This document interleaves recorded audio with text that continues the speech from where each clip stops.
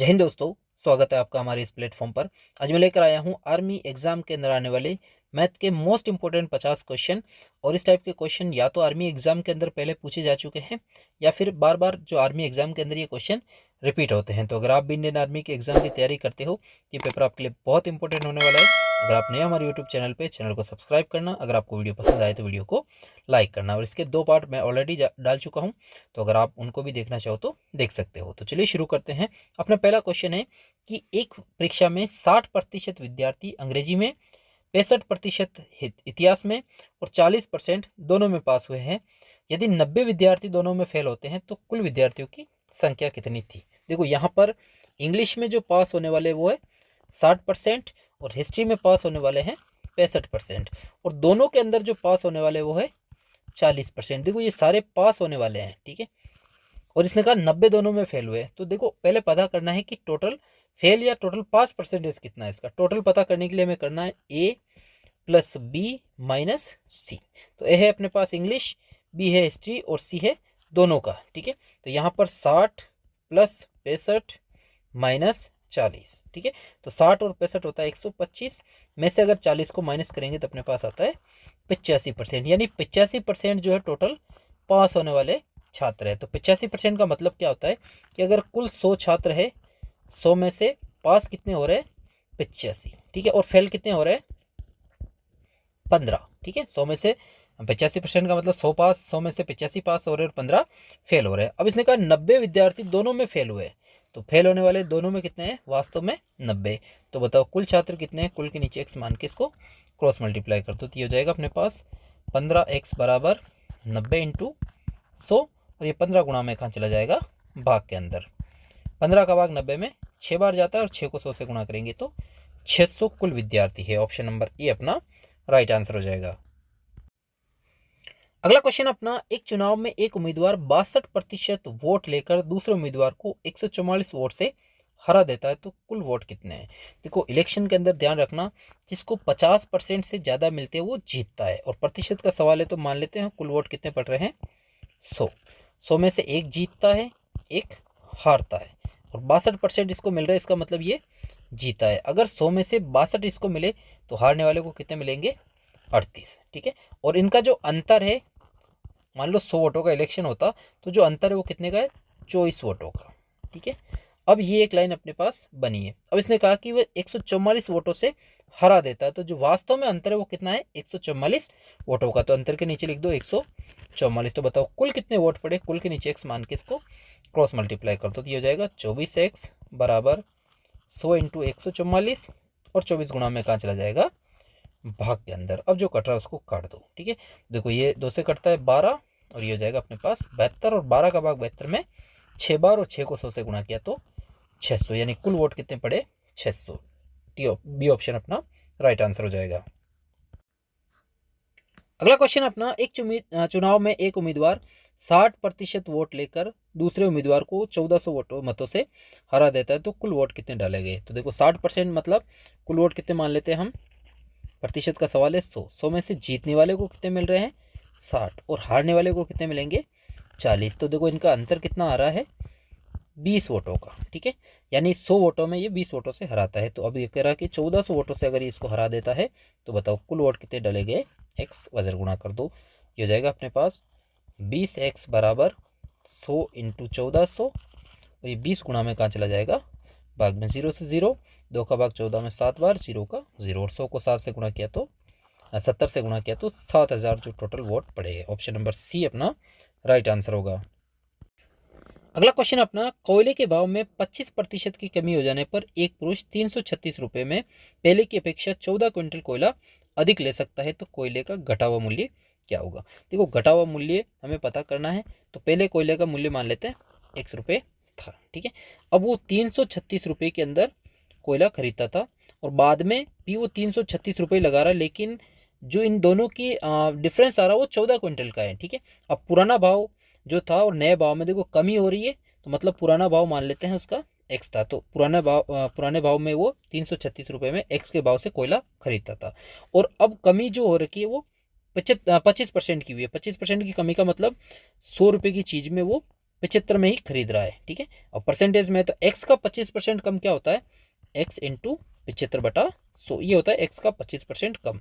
और इन दोनों का जो डिफरेंस है वो कितना है, 14 क्विंटल का, ठीक है। अब इस समीकरण को सरल करेंगे तो यहाँ से x की वैल्यू आ जाएगी, ठीक है। देखो ये 25 से कट रहा है, 25 या 75 और 25 चौक 100, और ये 4 भाग का ऊपर गुणा में आ जाएगा, ठीक है। ये बचा अपने पास 3x, तो 3 से ये भी कट रहा है, 3 एकम 3, 3 एकम 3, 3 दूना 6, तो और 112 को अगर 4 से गुणा करेंगे तो ये हो जाएगा 448/x माइनस 336/x बराबर है 14। सबका एक साथ एलसीएम ले लो। एलसीएम कितना आएगा अपने पास, x। अब x का भाग x में एक बार, एक को 448 से गुणा किया तो 448, माइनस फिर x का x में एक बार, एक को 336 से गुणा किया तो 336, बराबर एक का x में x बार और x को 14 से गुणा किया तो 14x। सबका एक साथ एलसीएम लिया, एलसीएम कट गया। अब 448 में से अगर 336 को माइनस करेंगे तो आएगा 112 बराबर 14x, और ये 14 गुणा में कहाँ चला जाएगा, भाग में। 14 का भाग 112 में जाता है 8 बार। ये x की वैल्यू कितनी आई, 8। और x किसको माना था हमने, उसका पुराना भाव, लेकिन ये पूछ रहा है उसका घटा हुआ मूल्य क्या होगा। तो अगर पुराना भाव 8 था और 25% घट गया है तो x का जो बचा हुआ कितना भाव है, 75%, तो हमें निकाल लेना है 75/100। इसको सरल कर लो, 25 या 75 और 25 चौक 100 और 4 दूना 8, 3 दूना 6, तो 6 रुपये उसका पुराना जो घटा हुआ मूल्य है, ठीक है। और पुराना भाव पूछे तो x का जो मान है 8, यानी वो 8 उसका राइट आंसर हो जाता है। ऑप्शन नंबर डी अपना राइट होगा। जो नया भाव है या घटा हुआ मूल्य वो 6 रुपये है। अगला क्वेश्चन है अपना, संतरे के भाव में 20% की कमी होने के कारण किसी पुरुष को 60 रुपये में 48 संतरे अधिक मिल जाते हैं, तो संतरों का घटा हुआ मूल्य प्रति दर्जन ज्ञात करना है, ठीक है। देखो यहाँ भी इस बार 20% की कमी हुई है और वो 60 रुपये में, ठीक है। पहले 60 रुपये में कुछ खरीदता था, अब भी 60 रुपये में खरीद रहा है, लेकिन उसको 48 संतरे ज़्यादा मिल रहे हैं, ठीक है। अब उसका पुराना भाव हमें पता नहीं है, तो क्या मान लेते हैं हम x, और 20% की कमी हुई है तो x का 20% कम क्या होता है, 80/100, ठीक है। और इन दोनों का जो डिफरेंस है वो कितना है, 48 संतरों का, ठीक है। यहाँ से हम x का मान निकाल सकते हैं, ये 100 ऊपर चला जाएगा और जो कट रहा है उसको काट भी सकते हैं। जैसे यहाँ 0 से 0 कट गया और ये हो जाएगा अपने पास 4 दूना 8 और 25 चौक 100 और 2 का भाग 6 में 3 बार, और 25 दिया 75/x माइनस 60/x बराबर है 48। सबका एक साथ एलसीएम ले लो, तो एलसीएम आएगा अपने पास x, ठीक है। x एक बार जा रहा है, एक को 75 से गुणा करेंगे 75, माइनस फिर एक बार 60 बराबर है एक का x में x बार, x को 48 से गुणा किया तो 48x। सबका एक साथ एलसीएम लिया इसलिए कट गया। 75 में से 60 गया तो 15 बराबर है 48x। ये 48 गुणा में कहाँ चला जाएगा, भाग के अंदर, ठीक है। तो x की वैल्यू कितनी आई, 15/48, ठीक है। ये एक संतरे की कीमत है। अब ये तो था उसका पुराना भाव, इसको काट भी सकते हैं, जैसे 5 दिया 3 5 15 और 3 1 कम 3, 3 6 18, 5/16, ठीक है।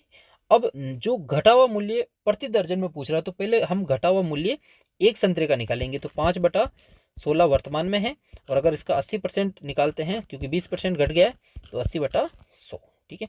ये देखो 16 5 80 और 5 से ये 20 बार और 5 से ये 4 बार, यानी उसका घटा हुआ मूल्य क्या है, 1/4। ये एक संतरे का है और इसने पूछा प्रति दर्जन। प्रति दर्जन का मतलब 12 संतरों का हमें मूल्य निकालना है। एक दर्जन में 12 होता है, इसको 12 से गुणा कर दो, 4 तिया 12, यानी प्रति दर्जन जो घटा हुआ मूल्य है वो 3 रुपये है। ऑप्शन नंबर ए अपना राइट आंसर हो जाएगा। अगला क्वेश्चन अपना कि 12 पुरुष या 18 स्त्रियां एक काम को 14 दिन में कर सकते हैं, तो 8 पुरुष और 16 स्त्रियां उसी काम को कितने दिन में कर सकेंगे, ठीक है। देखो यहाँ पर पुरुष कितने दे रखे हैं, 12, बीच में दे रखा है या, ठीक है, और स्त्रियां दे रखी है 18, और ये करती हैं कितने दिन में, 14 दिन के अंदर। तो बताओ 8 पुरुष तथा या और 16 स्त्रियां इस काम को कितने दिन में करेगी, ठीक है। देखो यहाँ पर आ रहा है या और यहाँ आ रहा है तथा। या का मतलब होता है, यहाँ की जगह अथवा भी आ सकता है, ठीक है। या का मतलब होता है कि या तो 12 पुरुष करे तब भी 14 दिन लगते हैं और 18 स्त्रियां करे तो भी 14 दिन लगते हैं। लेकिन अगर ये दोनों मिलकर 8 पुरुष और यहाँ अलग अलग कर रहे हैं या साथ में करेंगे तो कितने दिन लगेंगे। तो देखो यहाँ पर जो पीछे दे रखे हैं कि स्त्रियां है 18 और ये करते हैं कितने दिन में, 14 दिन में। हमें क्या करना है, ये जो पुरुष है इनको स्त्रियों में बदलना है। अब कैसे बदलते हैं मैं बताता हूँ। देखो यहाँ पर 12 पुरुष भी 14 दिन लेते हैं और 18 भी 14 दिन लेती है। मतलब ये जो 12 पुरुष है ये 18 महिलाओं के बराबर काम करते हैं। ठीक है, ये मैन है और ये वुमेन है। तो ये जो 8 पुरुष है ये कितनी महिलाओं के बराबर होंगे? एक्स, यहाँ से इसको क्रॉस मल्टीप्लाई कर दो तो ये जाएगा अपने पास 12x बराबर 8 इंटू 18, और ये 12 गुणा में कहाँ चला जाएगा? भाग के अंदर। देखो ये कट रहा है, 4 तिया 12, 4 दूना 8 और 2 का भाग 18 में, 3 का भाग 18 में 6 बार, 6 दूना 12। यानी जो 8 पुरुष है वो 12 महिलाओं के बराबर है, और 16 महिलाएं यहाँ पहले थी, तो टोटल कितनी हो गई? 28 महिलाएं होगी। तो बताओ ये 28 महिलाएं इस काम को कितने दिन में करेगी? एक्स। देखो व्यक्ति और समय में हमेशा सीधा गुणा होता है। ये हो जाएगा 28x बराबर 18 इंटू 14, और ये 28 गुणा में कहाँ चला जाएगा? भाग के अंदर। जो कट रहा है उसको काट दो, 14 दूना 28 और 2 का भाग 18 में 9 बार, यानी कितने दिन में करेगी? 9 दिन के अंदर। ऑप्शन नंबर डी अपना राइट आंसर होगा। अगला क्वेश्चन अपना कि 160 रुपए से 8 सदस्यों के एक परिवार का खर्च 80 दिन चलता है, तो 210 रुपए से 12 सदस्यों के परिवार का खर्च कितने दिन चलेगा? देखो यहाँ पर सबसे पहले तो सदस्य लिखे जाएंगे। ठीक है, व्यक्ति, फिर बीच में आता है समय, और लास्ट में इनका जो काम या खर्च जो भी दे रखा है वो हमें पीछे लिखना है। तो व्यक्ति कितने हैं? 8 सदस्य हैं, और कितने दिन चलता है? 80 दिन। कितने रुपए? 160 रुपए। तो बताओ कि 12 सदस्यों का जो परिवार है उसका 210 रुपए कितने दिन चलेगा?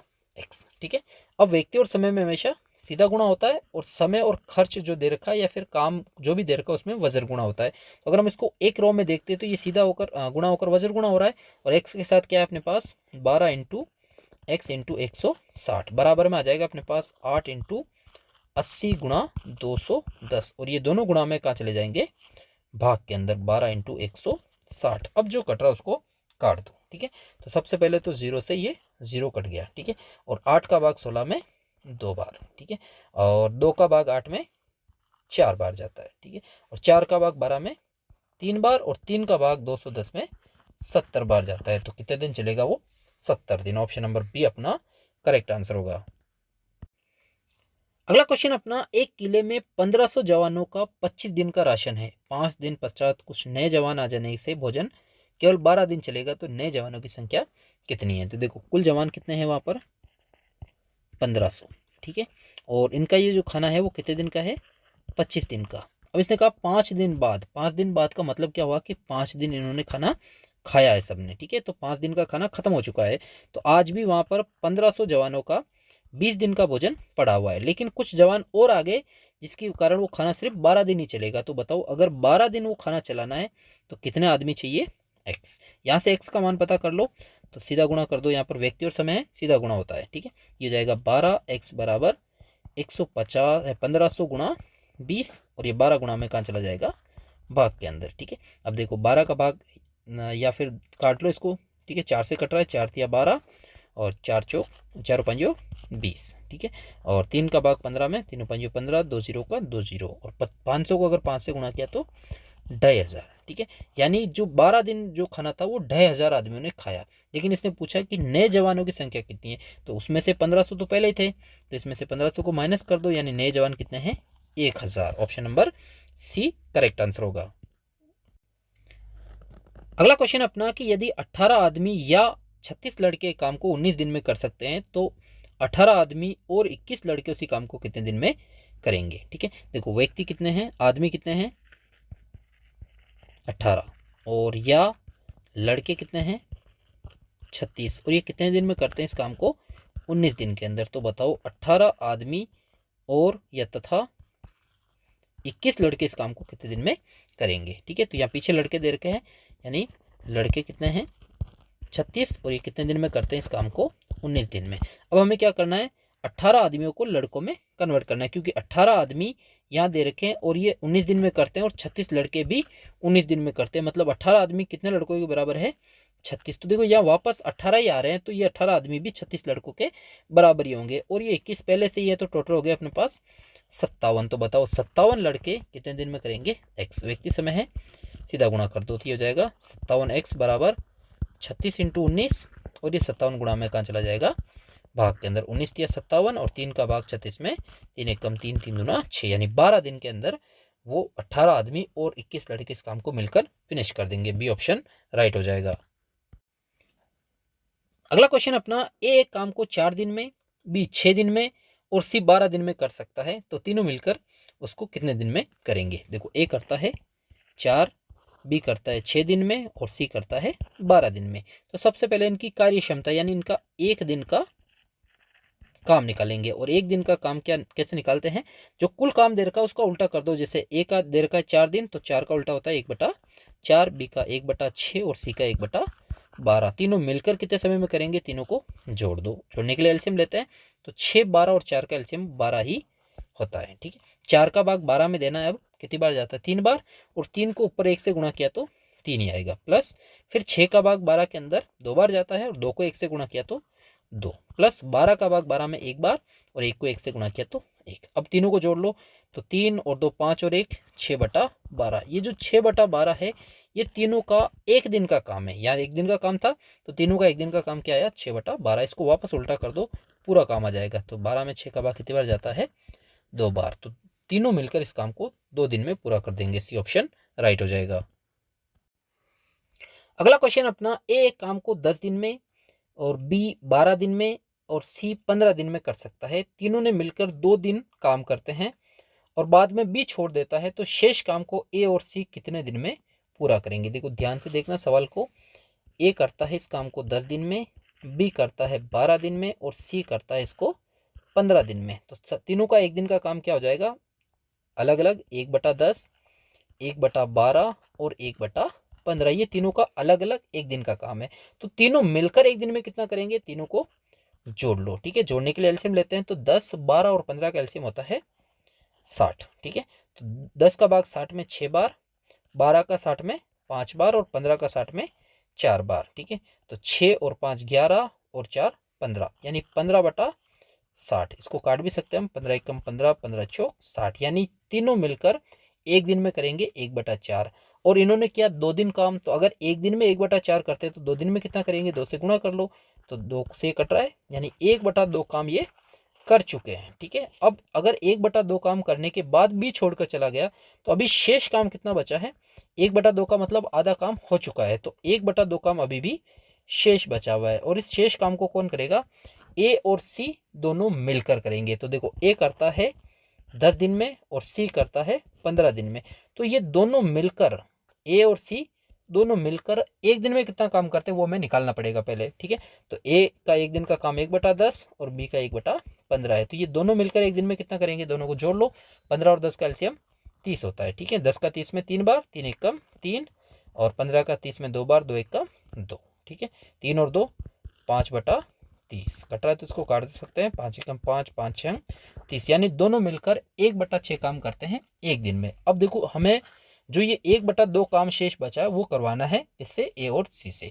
तो देखो एक लाइन बनती है कि वो 1/6 काम करते हैं एक दिन में, तो अब उनको करना है 1/2 काम, तो कितने दिन में करेंगे, x, इसको यहाँ से क्रॉस मल्टीप्लाई कर दो, तो ये हो जाएगा अपने पास x/6 बराबर 1/2, और इसको एक बार और वजर गुणा कर दो, ये हो जाएगा 2x बराबर 6 कम 6, और 2 गुणा में कहाँ चला जाएगा, भाग में, और 6 में 2 का भाग जाता है 3 बार। तो ये ए और सी दोनों मिलकर बचे हुए काम को 3 दिन में फिनिश कर देंगे। ऑप्शन नंबर बी अपना करेक्ट आंसर हो जाएगा। अगला क्वेश्चन अपना, ए एक काम को 10 दिन में और बी 15 दिन में कर सकता है। दोनों ने 2 दिन काम किया और बाद में ए काम छोड़कर चला गया, तो बी उस काम को कितने दिन में पूरा करेगा। ठीक है, देखो ए करता है 10 दिन में और बी करता है 15 दिन में। ठीक है, दोनों ने कितने दिन काम किया, 2 दिन। तो सबसे पहले उनका एक दिन का काम निकालेंगे, तो ए का हो जाएगा 1/10 और बी का हो जाएगा 1/15, और दोनों का मिलाकर एक दिन का काम कितना होगा, दोनों को जोड़ लो, तो 10 15 एलसीएम होता है 30, और 10 का 30 में 3 बार और 15 का 2 बार। ठीक है, 3 और 2 5/30 कट रहा है, तो काट सकते हैं, यानी 1/6। ये 1/6 वो एक दिन में करते हैं, और इन्होंने कितने दिन साथ किया, 2 दिन। तो इनका 2 दिन का काम क्या होगा, 2 से गुणा कर दो, 2 एक कम 2, 2 तिया 6, यानी 1/3 वो काम कर चुके हैं। तो 1/3 कर चुके हैं, इसका मतलब बचा हुआ काम कितना है, ये तो कर चुके हैं वो। ठीक है, तो 2/3 अभी भी काम शेष है। ठीक है, ये कैसे निकालते हैं डायरेक्ट, देखो 1/3 का मतलब होता है कि 3 में से एक काम वो कर चुके हैं, तो 3 में से अभी भी 2 काम बाकी है, ये काम अभी भी शेष है, और इसको किसको करना है, क्योंकि एक काम छोड़कर चला गया है। ठीक है, तो कौन करेगा इसको, बी। और बी देखो एक दिन में कितना काम करता है, 1/15। तो यहाँ लिख सकते हैं हम 1/15 काम वो करता था बी एक दिन में, और उसको करना है 2/3 काम, और इसको करने में वो कितने दिन लगाएगा, एक्स वजर गुणा कर दो इसको, तो हो जाएगा अपने पास x/15 बराबर 2/3 को 1 से गुणा करेंगे तो 2/3 ही आएगा। एक बार और वजर गुणा कर दो इसको, ये हो जाएगा 3x बराबर 15 दूना 30, और 3 गुणा में कहाँ चला जाएगा, भाग में, और 30 में 3 का भाग जाता है 10 बार। तो बचे हुए काम को बी 10 दिन में पूरा कर देगा। सी ऑप्शन राइट हो जाएगा। अगला क्वेश्चन अपना, एक हौज को ए बी और सी 3 नल लगे हुए हैं। एक हौज में ए बी और सी 3 नल लगे हुए हैं। ए उस हौज को 60 मिनट में, बी 75 मिनट में भर सकता है, और सी उस हौज को 100 मिनट में खाली कर सकता है। यदि तीनों नलों को एक साथ खोल दिया जाए तो हौज को भरने में कितना समय लगेगा। ठीक है, देखो यहाँ ए भरता है उसको 60 मिनट में, बी भरता है 75 मिनट में, और सी जो है उसको 100 मिनट में खाली कर देता है। ठीक है, और तीनों को अगर एक साथ काम कराए तो सबसे पहले हमें करना है इनका 1 मिनट का काम निकालना है। और ए का हो जाएगा 1/60, बी का हो जाएगा 1/75, और सी का हो जाएगा 1/100। अब देखो ए और बी तो भर रहे हैं इसलिए इनको जोड़ा जाएगा, और सी खाली कर रहा है तो इसको घटाना पड़ेगा। ठीक है, अब तीनों का एक साथ एलसीएम ले सकते हैं प्लस माइनस के अंदर, तो 100, 75 और 60 का एलसीएम होता है 300। ठीक है, 60 का भाग 300 में जाता है 5 बार, और 5 को 1 से गुणा किया तो 5, प्लस 75 का 4 बार, 4 को 1 से गुणा किया तो 4, और 100 का 3 बार, 3 को 1 से गुणा किया तो 3, 5 और 4 9, 9 में से 6 गया तो 3 गया तो अपने पास बचता है 6/300। ये इन तीनों का 1 मिनट का काम आया। इसको उल्टा कर दो तो 300/6, 6 5 30, 0 का 0, यानी तीनों हौद मिलकर उसको 50 मिनट में, तीनों नल मिलकर उसको 50 मिनट में भर देंगे। ऑप्शन नंबर सी अपना राइट आंसर हो जाएगा।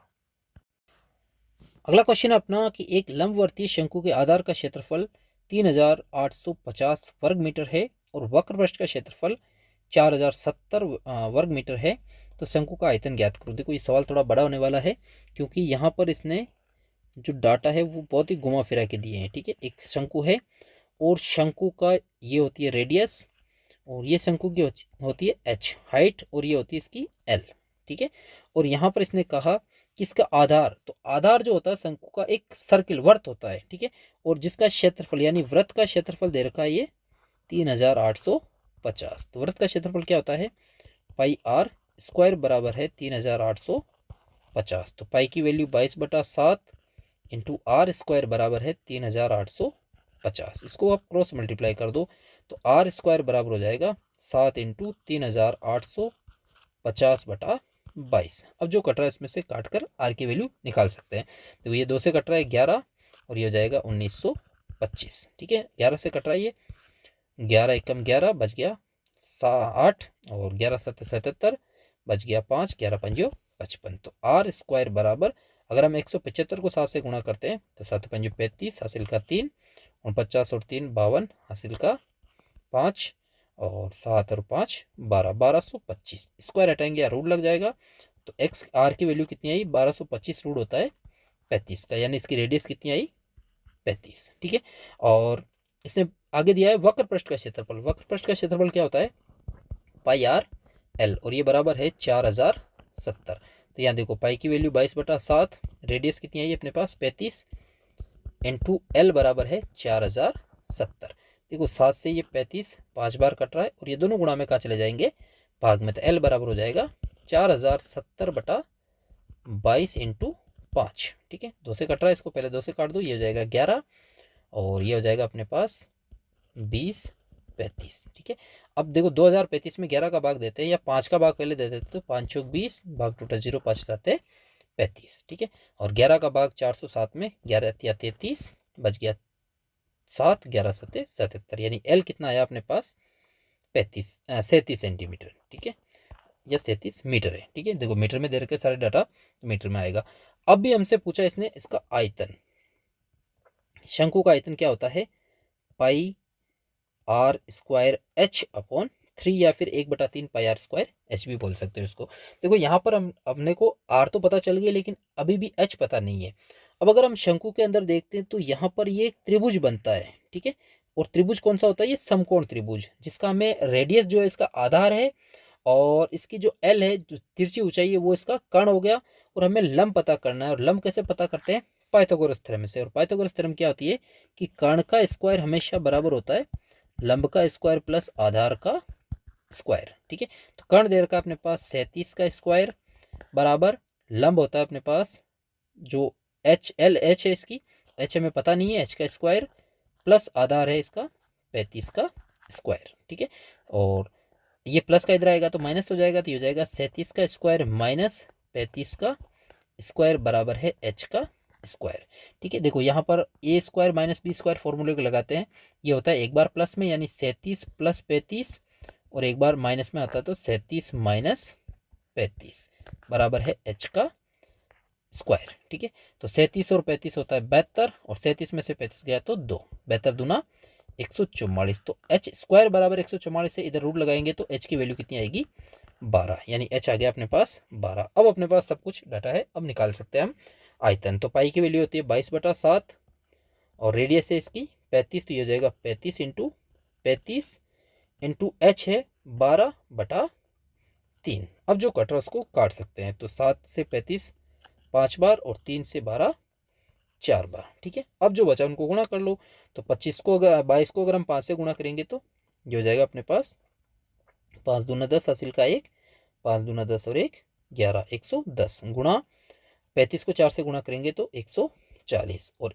110 को 140 से गुणा करेंगे तो ये आएगा अपने पास 15,400 मीटर क्यूब उसका आयतन हो जाएगा। सी ऑप्शन करेक्ट होगा। बहुत बड़ा क्वेश्चन है, अगर आप ध्यान से देखोगे तभी इस क्वेश्चन का आंसर निकाल सकते हो। अगला क्वेश्चन है, ये क्वेश्चन भी थोड़ा घुमाया, बहुत ज़्यादा घुमाया हुआ है कि ए तथा बी एक काम को 45 दिन तथा 40 दिन में कर सकते हैं। दोनों ने 7 काम शुरू किया और कुछ दिन बाद ए ने काम छोड़ दिया, तो बचे हुए काम को बी 23 दिन में समाप्त कर सकता है। तो बताओ कितने दिन बाद ए ने काम छोड़ा है। तो देखो ए करता है 45 दिन में और बी करता है 40 दिन में, तो ए का एक दिन का काम क्या हो जाएगा 1/45 और बी का एक दिन का काम 1/40। दोनों मिलकर एक दिन में कितना करेंगे निकाल सकते हैं, दोनों को जोड़ लो। तो 45 और 40 का एलसीएम होता है 360, 45 का 360 में 8 बार और 40 का 9 बार, तो यानी 17/360 काम ये एक दिन में करते हैं। ठीक है, अब इसको थोड़ा यहीं पेंडिंग रहने दो। अब इसने कहा कि बचे हुए काम को, देखो ए छोड़कर चला गया, अब कितने दिन बाद छोड़कर गया ये हमें दिया हुआ नहीं है। ठीक है, लेकिन बचा हुआ काम भी 23 दिन में करता है। ठीक है, तो देखो बी एक दिन में कितना काम करता है 1/40, तो अगर वो एक दिन में काम करता है 1/40 तो 23 दिन में कितना करेगा वो 23/40, यानी जो उसने जो काम किया है वो जो कुल काम का है उसका 23/40 हिस्सा उसने किया था। ठीक है, तो देखो यहाँ पर 23/40 अगर ए ने बाद में किया तो वो जो काम पहले वो कितना हो चुका था 17/40 काम। ठीक है, यानी जो ये 17/360 है उसका 17/40 काम पहले हो चुका था और इस काम को दोनों ने मिलकर किया था और उसके बाद ए ने छोड़ा। तो देखो 17/360 काम उन्होंने कुल एक दिन के अंदर किया था। ठीक है, तो बताओ ये 17/40 काम है, ये जो 17/40 काम है ये इन दोनों ने मिलकर कितने दिन में किया ये हमें पता करना है बस। और क्रॉस मल्टीप्लाई करते हैं तो ये हो जाएगा अपने पास 17x/360 बराबर 17/40। एक बार और क्रॉस मल्टीप्लाई करते हैं तो ये हो जाएगा अपने पास 17x इंटू 40 बराबर है 360 इंटू 17। ये दोनों गुणा में कहाँ चले जाएंगे भाग में, तो 40 इंटू 17, 17 कट गया, ये 0 से 0 कट गया, 4 का भाग 36 में 9 बार। x की वैल्यू कितनी आई 9, मतलब कि 9 दिन तक इन्होंने दोनों ने साथ मिलकर काम किया था। उसके बाद ए ने काम छोड़ा है, तो ए ने 9 दिन साथ काम करके छोड़ दिया था। डी ऑप्शन अपना राइट आंसर हो जाएगा। अगला क्वेश्चन अपना ए बी और सी एक काम को 10 दिन में कर सकते हैं और बी और सी 15 दिन में कर सकते हैं, तो ए अकेला इस काम को कितने समय में करेगा। देखो ए करता है ए प्लस बी प्लस सी करते हैं तीनों 10 दिन में और बी प्लस सी करते हैं 15 दिन में। तो अब देखो इनकी कार्य क्षमता निकालते हैं, यानी एक दिन का काम निकालते, तो इन तीनों का एक दिन का काम हो जाएगा 1/10 और बी सी का हो जाएगा 1/15। अब अगर ये पूछ रहा है कि सी अकेला इस काम को कितने समय में करेगा, तो देखो ए बी सी के काम में से अगर हम बी सी के काम को माइनस करेंगे तो ए का काम बच जाएगा, तो यहाँ ए बी सी के काम में से बी सी के काम को माइनस कर लो। माइनस करने के लिए एलसीएम लेते हैं, तो 15 और 10 का एलसीएम 30 होता है, 10 का 3 बार माइनस 15 का 2 बार और 3 में से 2 गया तो 1/30, उल्टा करेंगे तो 30 दिन के अंदर एक अकेला उस काम को फिनिश करेगा। ऑप्शन नंबर ए अपना राइट आंसर हो जाएगा। अगला क्वेश्चन अपना, ए तथा बी एक काम को 12 दिन में कर सकते हैं, ए तथा सी उसी काम को 15 दिन में कर सकते हैं और बी तथा सी उसी काम को 10 दिन में कर सकते हैं। तो बताओ ए अकेला उस काम को कितने दिन में करेगा। देखो ए प्लस बी दोनों करते हैं 12 दिन में, बी प्लस सी करते हैं 10 दिन में और ए प्लस सी करते हैं 15 दिन के अंदर। ठीक है, ये आगे पीछे लिखा हुआ है, इसको ऐसे भी लिख सकते हैं, कोई फर्क नहीं पड़ता है। तो देखो अब अगर हम कार्य क्षमता निकालते हैं यानी एक दिन का काम, तो ए और बी का दोनों का एक दिन का काम हो जाएगा 1/12, बी सी का 1/10 और सी ए का 1/15। अब ये तीनों मिलकर, देखो यहाँ 3 नहीं है, वास्तव में ये 6, क्योंकि हर आदमी 2-2 बार काम कर रहा है, तो इस 2 को नोट रखना, हर आदमी 2-2 बार काम कर रहा है।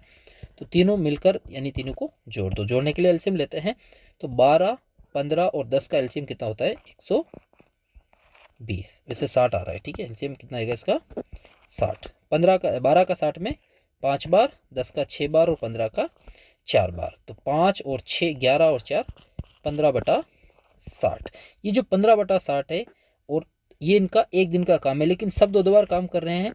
तो अब जो कुल काम निकलेगा तीनों का, ठीक है, इसको उल्टा करेंगे तो ये हो जाएगा 60/15 और सब 2-2 बार काम करे तो इसको 2 से गुणा कर दो। ठीक है, 15 चौक 60, 4 दूना 8, जब 2-2 बार काम करते हैं तो लास्ट में 2 से गुणा कर दो। तो यानी तीनों मिलकर कौन, ए प्लस बी प्लस सी, तीनों मिलकर इस काम को कितने दिन में फिनिश कर रहे हैं 8 दिन में। अब हमसे इसने पूछा है ए अकेला कितने दिन में करेगा। तो देखो अगर ए बी और सी में से किसको मैं माइनस करूं कि ए बचना चाहिए, तो बी प्लस सी को माइनस कर दो। और बी और सी मिलकर कितने दिन में कर रहे हैं 10 दिन में। तो 10 दिन, अगर ए बी सी तीनों मिलकर 8 दिन में करते हैं, बी सी 10 दिन में करते हैं, तो बताओ ए अकेला इस काम को कितने समय में करेंगे। तो सबसे पहले इनका एक दिन का काम 1/8, इसका 1/10 और घटा दो।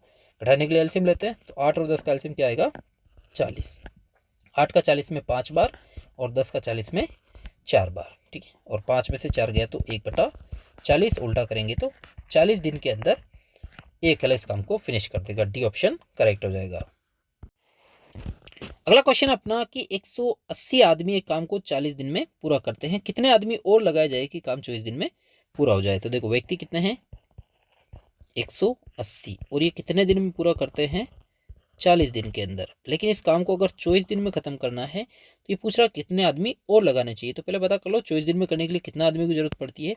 व्यक्ति और समय है, सीधा गुणा कर दो, ये हो जाएगा 24x बराबर 180 गुणा 40, 24 गुणा में भाग में चला जाएगा, जो कट रहा है उसको काट सकते हो। ठीक है, देखो यहाँ पर 24 और 180 6 से कट रहा है, 6 चौका 24 और 6 3 18, 0 का 0, 4 का भाग 40 में 10 बार, 30 को 10 से गुणा किया तो 300, यानी 24 दिन में करने के लिए कितने आदमी की जरूरत पड़ती है 300। अब इसने कहा कितने आदमी और लगाए, तो देखो 180 तो पहले थे और अब कर रहे हैं 300, तो कितने आदमी और लगाए, इसमें से 180 को माइनस कर लो, यानी 120 आदमी इसने और लगाए। ऑप्शन नंबर ए अपना राइट आंसर हो जाएगा।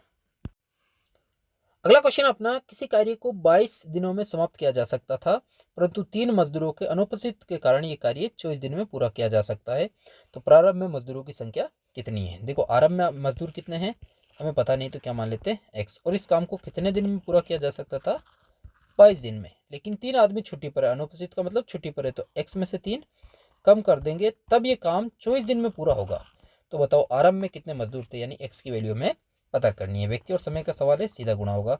24 को 1 से गुणा किया, देखो यहाँ पर x माइनस 3 है तो ये दोनों ही 24 से गुणा होगा, तो 24 को 1 से गुणा किया तो 24x माइनस 24 दिया 72 बराबर 22 को 1 से गुणा किया तो 22x। क्या करेंगे x एक तरफ और नंबर एक तरफ, तो 24x यहीं रहेगा, ये इधर आएगा तो माइनस का 22x बराबर ये 72 माइनस का इधर आएगा तो प्लस का 72। 24 में से 22 गया तो 2x बराबर 72 और 2 गुणा में कहाँ चला जाएगा भाग में, 72 में 2 का भाग 36 बार जाता है, तो यानी प्रारंभ में कितने व्यक्ति थे 36। बी ऑप्शन राइट हो जाएगा। अगला क्वेश्चन अपना कि 2 पुरुष और 3 लड़के काम को 8 दिन में कर सकते हैं, 3 पुरुष और 2 लड़के इसी काम को 7 दिन में कर सकते हैं, तो एक पुरुष कितने लड़कों के समान कार्य करेगा। देखो यहाँ पर या अथवा से रिलेटिव क्वेश्चन नहीं है ये, इसने कहा कि 2 पुरुष को मैन लिखते हैं प्लस 3 बॉय, ये करते हैं कितने दिन में 8 दिन में, और 3 मैन प्लस 2 बॉय बराबर करते हैं ये 7 दिन में। ठीक है, ये दोनों बराबर काम करते हैं, तो बताओ एक पुरुष कितने लड़कों के बराबर काम करेगा। तो देखो इसको अगर इससे गुणा करते हैं तो 8 दूना 16 m प्लस 24 b बराबर है 7 या 21 m प्लस 14 बी के। ठीक है, तो यहाँ से हम मैन को एक तरफ कर लेते हैं, आदमियों को अलग कर लेते हैं और लड़कों को अलग कर लेते हैं। ये 16 m यही रहेगा, इधर आएगा तो माइनस का 21 m बराबर ये 14 बी यही रहेगा, इधर आएगा तो माइनस का 24 बी। 16 m में से 21 गया तो माइनस का 5 m और 14 में से 24 गया तो माइनस का 10 बी। कट गया ये, और 5 और 10 भी कटते हैं, 5 एकम 5 और 5 दूना 10, यानी एक मैन कितने के बराबर है, 2 बॉय के बराबर काम करता है। तो ऑप्शन नंबर डी अपना राइट आंसर होगा कि एक पुरुष 2 लड़कों के बराबर काम करता है। अगला क्वेश्चन अपना, दो गाड़ियां 120 मीटर लंबी और 180 मीटर लंबी है और दोनों समांतर पटरियों से आमने सामने आ रही है। उनकी गति 40 किलोमीटर प्रति घंटा और 35 किलोमीटर प्रति घंटा है, तो एक दूसरे को पार करने में कितना समय लेगी। तो दो गाड़ियां अगर दो विपरीत दिशा से समांतर दिशा में आती है तो ध्यान रखना, एक की चाल एक ही गति है, सॉरी लंबाई है 20 मीटर और दूसरी है 180, और एक की चाल है 40 और एक की है 35। ठीक है, तो अगर दो विपरीत दिशाओं से आती है तो उनकी लंबाई और चाल दोनों ही जुड़ती है। ठीक है, तो उनकी कुल लंबाई कितनी हो जाएगी, 300 मीटर, और कुल चाल हो जाएगी 75 किलोमीटर प्रति घंटा। तो हमें पता करना है कि 75 किलोमीटर प्रति घंटे की चाल से किसी गाड़ी को 300 मीटर जाने में कितना समय लगेगा। ठीक है, अब 75 किलोमीटर प्रति घंटे का मतलब क्या होता है कि वो 75,000 मीटर जा रही है 3600 सेकेंड के अंदर, क्योंकि एक किलोमीटर के अंदर 1000 मीटर होता है और एक घंटे में 3600 सेकेंड, यानी इधर लिखेंगे दूरी, इधर लिख दो समय। ठीक है, 75,000 मीटर वो 3600 सेकेंड में क्रॉस करती है। तो बताओ 300 मीटर जाने में उसको कितना समय लगेगा, एक्स क्रॉस मल्टीप्लाई कर दो तो एक्स बराबर हो जाएगा 300 इंटू 3600 बटा 75,000। जो कट रहा है उसको काट दो, 1 2 0 से ये 2 0 कट गया और इस 1 0 से ये 1 0 भी कट गया। और यहाँ पर देखो, अगर इस 0 को नहीं भी काटना चाहते हो तो यहाँ पर 75 का भाग 300 में सीधा सीधा 4 बार जाता है, और 75 एकम 75 0 का 0, और 36 को 4 से गुणा करेंगे तो ये आ जाएगा 144 बटा 10, 1 0 है, एक संख्या छोड़ के पॉइंट लगा दो, तो 14.4 सेकेंड के अंदर वो एक दूसरे को क्रॉस कर जाएगी। डी ऑप्शन अपना राइट आंसर हो जाएगा। अगला क्वेश्चन अपना, एक बैलगाड़ी जिसकी लंबाई 500 मीटर है और 221 मीटर लंबे प्लेटफॉर्म को 35 सेकंड में पार करती है, तो रेलगाड़ी की गति ज्ञात करो। ठीक है, देखो अगर कोई भी रेलगाड़ी किसी प्लेटफॉर्म को पार करती है तो दोनों की लंबाई जुड़ जाती है, यानी वो कितना पार कर रही है, 721 मीटर, 500 और 221 721, और इसको 721 जाने में 35 सेकेंड का समय लग रहा है। ठीक है, तो उसकी चाल पता करनी है। अब चाल कैसे निकालते हैं, देखो चाल निकालनी है हमें 1 घंटे की, प्रति घंटे में तो 1 घंटे में समय होता है 3600 सेकेंड, तो अगर वो 35 सेकेंड में 721 मीटर जाती है तो 3600 सेकेंड में कितनी दूरी तय करेगी, एक्स, इसको क्रॉस मल्टीप्लाई कर दो, ये हो जाएगा 35x बराबर 721 गुणा 3600, और ये 35 गुणा में कहा चला जाएगा भाग के अंदर, जो कट रहा है उसको काट दो। ठीक है, तो देखो ये 5 से कट रहा है, 7 से काट दो, 7 तो 5 35 और 7 एकम 7, भाग टूटा 0, 7 या 21, और 5 का भाग 3600 में जाता है, 5 छंग 30, 5 7 35, सॉरी एक बच गया, 5 दूना 10, 0 का 0। ठीक है, तो अब 103 को गुणा करना है 720 से। ठीक है, तो ये हो जाएगा अपने पास 3 दूना 6, 0 2, और ये हो जाएगा अपने पास 7 या 21 और 7 एकम 7। ठीक है, 0 6 और 1 4 और 7। ठीक है, और देखो यहाँ पर ये जो आया है 74,160, ये मीटर में है। ठीक है, और मीटर को किलोमीटर करने के लिए चेंज करने के लिए इसमें 1000 का भाग दे दो, यानी 3 0 है तो 3 संख्या छोड़ के पॉइंट लगा दो, तो उसकी चाल हो जाएगी 74.16 मीटर पर किलोमीटर प्रति घंटा। ये ऑप्शन अपना राइट आंसर हो जाएगा। अगला क्वेश्चन अपना, 35 मीटर ऊंचे और 84 मीटर आधार के अर्धव्यास वाले एक शंक्वाकार तंबू को बनाने में कितने मीटर कपड़े की आवश्यकता होगी। देखो एक शंकु में बनाना है, ठीक है, जिसका आधार कितना है, आधार की रेडियस है 84, अर्धव्यास मतलब त्रिज्या होती है, रेडियस कितनी है 84, और हाइट है इसकी 35 मीटर, और इसका अगर इसको बनाना है तो एक तंबू के रूप में बनाना है, तो बताओ इसमें कितने कपड़े की आवश्यकता होगी। कपड़े का मतलब इसका वक्र पृष्ठ में पता करना, और शंकु का वक्र पृष्ठ होता है पाई आर एल। ठीक है, तो पाई की जगह तो 22/7, रेडियस दे रखी है इसकी 84, लेकिन हमें एल पता नहीं है।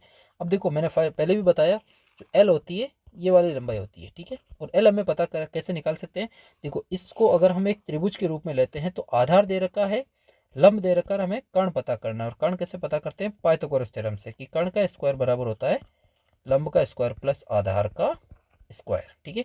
तो कर्ण स्क्वायर बराबर लंब है इसका 35 का स्क्वायर प्लस आधार है 84 का स्क्वायर, ठीक है। 35 का स्क्वायर होता है 1225 और 84 का स्क्वायर होता है 7056, ठीक है। इन दोनों को जोड़ेंगे तो आ जाएगा अपने पास 8281। तो कर्ण स्क्वायर बराबर 8281, स्क्वायर हटाएंगे रूट लग जाएगा, और 8281 जो रूट है वो होता है 91 का, ठीक है। यानी इसका कर्ण कितना आया, लंबा जो तिर्यक ऊंचाई है वो है 91, तो यहाँ लिख दो 91। अब 7 का भाग देखो 91 के अंदर जाता है 13 बार, बचा अपने पास 22 इंटू 84 इंटू 13, और इनको आपस में गुणा करेंगे तो अपने पास आएगा 24,024 मीटर स्क्वायर या वर्ग मीटर। ऑप्शन नंबर सी अपना राइट आंसर होगा। अगला क्वेश्चन अपना, मुंबई एक्सप्रेस दिल्ली से मुंबई के लिए 14:30 बजे छूटती है। 14:30 का मतलब 2:30 पे छूटती है, जिसकी चाल 60 किलोमीटर प्रति घंटा है। और राजधानी एक्सप्रेस इसी के पीछे 16:30 बजे छूटती है, जिसकी चाल 80 किलोमीटर प्रति घंटा है। तो बताओ राजधानी एक्सप्रेस मुंबई एक्सप्रेस को कितनी दूरी पर पकड़ लेगी, ठीक है। देखो यहाँ पर ये गाड़ी जो है 2:30 पे छूटी है, जिसकी चाल थी 60 किलोमीटर प्रति घंटा। और दूसरी गाड़ी है वो 4:30 पे छूटी है, जिसकी चाल है 80 किलोमीटर प्रति घंटा। देखो ये इसके कितने समय बाद छूटी है, 2 घंटे बाद। और 2 घंटे में जो पहली वाली गाड़ी है वो 60 किलोमीटर प्रति घंटे की चाल से चल रही है, तो 2 घंटे में इसने 120 किलोमीटर दूरी ऑलरेडी तय कर ली है। उसके बाद ये गाड़ी रवाना हुई है, और जिसकी चाल है 80 किलोमीटर प्रति घंटा। तो हमें ये पता करना है कि 80 किलोमीटर प्रति घंटे की चाल से वो इसको कितनी दूरी बाद पकड़ेगी। तो सबसे पहले हमें पता करना है कितने समय बाद पकड़ेगी, ठीक है, दूरी बाद में निकलेगी। तो देखो अगर वो 120 किलोमीटर आगे जा चुकी है, इसका मतलब जो ये सेकंड वाली गाड़ी है उसको 120 मीटर इसको कवर करना है, ठीक है। और अगर दो गाड़ियां एक ही दिशा में जाए, ठीक है, तो हमेशा उनकी चालें घटती है। तो देखो ज़्यादा चलने वाली की चाल है 80 और धीरे चलने वाली की चाल है 60, यानी वो हर एक घंटे के अंदर 20 किलोमीटर कवर करती है, ठीक है। और उसको टोटल कवर करना है 120 किलोमीटर, तो कितना समय लगेगा, एक्स वजर गुणा कर दो इसको, ये हो जाएगा अपने पास 20x बराबर 120, और ये 20 गुणा में भाग में चला जाएगा, 0 से 0 कट गया, 2 का भाग 12 में 6 बार, यानी 6 घंटे बाद वो उसको पकड़ लेगी। अब 6 घंटे में जो बाद में चलने वाली गाड़ी ने कितनी दूरी तय की, यही हमें पता करना है। तो 80 किलोमीटर प्रति घंटे की चाल से वो 6 घंटे में कितना जाएगी, 480 किलोमीटर। ऑप्शन नंबर सी अपना राइट आंसर हो जाएगा। अगला क्वेश्चन अपना कि पूजा एक्सप्रेस दिल्ली से जोधपुर के लिए 9:30 बजे छूटती है, जिसकी चाल 60 किलोमीटर प्रति घंटा है। देखो 9:30 पे छूटी और इसकी चाल थी 60 किलोमीटर प्रति घंटा। और 11:30 पर मंडोर एक्सप्रेस जोधपुर से ही छूटती है, जिसकी चाल है 75 किलोमीटर प्रति घंटा, ठीक है। देखो ये 9:30 पे छूटी और 11:30 पे छूटी, मतलब 2 घंटे पहले छूटी, और 2 घंटे में ये 60 के हिसाब से 120 किलोमीटर जा चुकी है, ठीक है। अब दो गाड़ियाँ एक ही दिशा में जा रही है तो उनकी चालें हमेशा घटती है। तो एक की है 75 और दूसरी की है 60, यानी 1 घंटे में वो कितना कवर कर रही है, 1 घंटे के अंदर 15 किलोमीटर कवर कर रही है, और उनको टोटल कवर करना है 120 किलोमीटर। तो अगर 1 घंटे के अंदर 15 कवर करती है तो 120 किलोमीटर कवर करने में कितने समय लगेगा, एक्स वजर गुणा कर दो, ये हो जाएगा 15x बराबर 120, 15 गुणा में कहाँ चला जाएगा, भाग में, 15 × 120, यानी 8 घंटे बाद वो उसको पकड़ लेगी। ये ऑप्शन राइट हो जाएगा। अगला क्वेश्चन अपना, एक चोर के 500 मीटर भाग जाने के बाद एक सिपाही ने उसका पीछा किया। यदि चोर 200 मीटर प्रति मिनट और सिपाही 300 मीटर प्रति मिनट की से दौड़ रहे हैं, तो सिपाही चोर को कितने समय बाद पकड़ लेगा, ठीक है। देखो चोर कितना भाग चुका है, 500 मीटर, ठीक है। और तब इन्होंने भागना शुरू किया, चोर के पीछे सिपाही भाग रहा, मतलब एक ही दिशा में जा रहे हैं। सिपाही की चाल है 300 मीटर पर मिनट और चोर की चाल है 200 मीटर पर मिनट, मतलब सिपाही चोर से 100 मीटर एक ही दिशा में जाए तो चालें घटती है, इसलिए 100 मीटर पर मिनट के हिसाब से तेज भाग रहा है। अब 100 मीटर पर मिनट का मतलब होता है कि 1 मिनट के अंदर, कितने समय के अंदर, 1 मिनट के अंदर जो सिपाही है वो कितनी दूरी अधिक भागता है, 100 मीटर। और कितना भाग चुका है चोर, 500 मीटर, मतलब यही दूरी उसको कवर करनी है। तो बताओ 500 मीटर जाने में वो कितना समय लगेगा, एक्स वजर गुणा कर दो, तो एक्स बराबर हो जाएगा 500 और ये 100 के साथ x से गुणा का भाग में चला जाएगा, 2 जीरो से 2 जीरो कट गया, यानी 5 मिनट बाद वो उसको चोर को पकड़ लेगा सिपाही। ऑप्शन नंबर ए अपना राइट आंसर हो जाएगा। अगला क्वेश्चन अपना, दिल्ली से जयपुर की दूरी 250 किलोमीटर है। मान लो ये दिल्ली है और ये जयपुर है और दोनों के बीच की दूरी है टोटल 250 किलोमीटर। जो रेलगाड़ी है वो दिल्ली से जयपुर और जयपुर से क्रमशः 45 और 55 किलोमीटर प्रति घंटे की चाल से चलती है। यानी दिल्ली से जो चलने वाली है उसकी चाल है 45 किलोमीटर प्रति घंटा और जयपुर से जो आने वाली है उसकी चाल है 55 किलोमीटर प्रति घंटा। तो बताओ वो कितने समय बाद एक दूसरे से मिल जाएगी। ठीक है, अब देखो अगर कोई दो गाड़ियां विपरीत दिशा से एक ही दिशा में आए तो हमेशा उनकी चालें जुड़ती है। क्या होती है? जुड़ती है, क्योंकि ये 1 घंटे में इधर 45 जा रही है और ये 1 घंटे में इधर 55 आ रही है। तो दोनों ने मिलकर 1 घंटे के अंदर, सिर्फ एक ही घंटे के अंदर दोनों ने मिलकर कितनी दूरी कवर की? 100 किलोमीटर। 45 और 55 कितना होता है? 100 किलोमीटर। तो बताओ उनको टोटल जो कवर करना वो 250 किलोमीटर है। तो अगर 1 घंटे के अंदर वो 100 किलोमीटर कवर करते हैं तो 250 किलोमीटर कवर करने के लिए उनको कितना समय चाहिए? x वजर गुणा कर दो, ये हो जाएगा 100x बराबर 250, 100 गुणा में भाग में चला जाएगा, 0 से 0 कट गया, तो ये आएगा 2.5 घंटे का मतलब लगभग ये समय जो पॉइंटों में नहीं लिखा जाता इसलिए इसको लिख सकते हैं हम 2.5 घंटा। ठीक है, या फिर कट रहा है तो 5/2 और 5 में 2 का भाग देंगे तो 2 से 1/2 घंटा आएगा, यानी 2.5 घंटे के बाद वो एक दूसरे को पकड़ लेगी। ऑप्शन नंबर ए अपना राइट आंसर हो जाएगा। अगला क्वेश्चन अपना, एक रेलगाड़ी 40 किलोमीटर प्रति घंटे की चाल से चल रही है। देखो ये पहली रेलगाड़ी है जो 40 किलोमीटर प्रति घंटे की चाल से चल रही है और इसके पीछे जो दूसरी रेलगाड़ी है वो 80 किलोमीटर प्रति घंटे की चाल से चली, लेकिन 4 घंटे बाद चली है। अब 4 घंटे बाद चली, इसका मतलब ये जो पहली रेलगाड़ी है वो 4 घंटे कंटिन्यू चली है, तो 4 घंटे में इसने 160 किलोमीटर की दूरी तय कर ली है। ठीक है, अब बताओ जो दूसरी रेलगाड़ी है वो पहली रेलगाड़ी को कितनी दूरी बाद पकड़ेगी। तो पहले हमें पता करना है कितने समय बाद पकड़ेगी। ठीक है, अब देखो एक ही दिशा में जाए तो उनकी चालें घटेगी, यानी एक जा रही है 80 की स्पीड से और एक जा रही है 40 की स्पीड से, तो दोनों के बीच में 1 घंटे में कितना गैप आएगा? 40 किलोमीटर का। तो अब उनको कवर करना है 160 किलोमीटर, जो वो एक्स्ट्रा जा चुकी है उसको जाने में कितना समय लगेगा?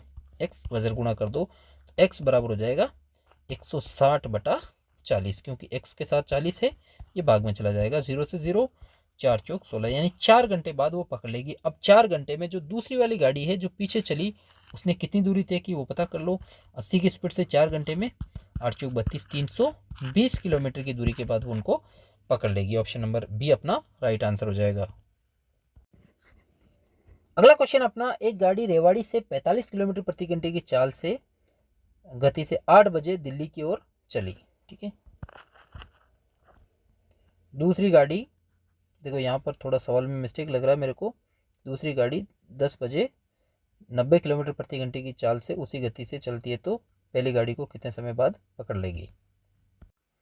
ठीक है, ये सी नहीं है, यहाँ पर एक गाड़ी है जो रेवाड़ी से 45 किलोमीटर प्रति घंटे की चाल से चलती है, कितने बजे? 8 बजे रवाना हुई, जिसकी चाल थी 45 किलोमीटर प्रति घंटा।